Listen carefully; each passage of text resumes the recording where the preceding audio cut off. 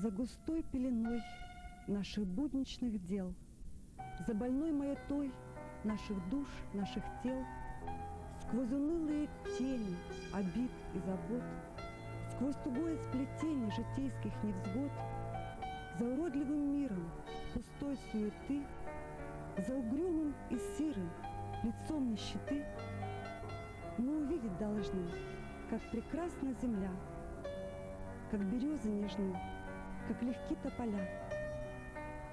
Сердце верного друга увидеть должны, зелень летнего луга и трепет весны.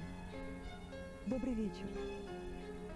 Вслед за французским поэтом Жаком Брелем я приглашаю вас отложить будничные дела и в отражении хрустального шара увидеть, как прекрасна наша северная земля в красках скоротечного лета.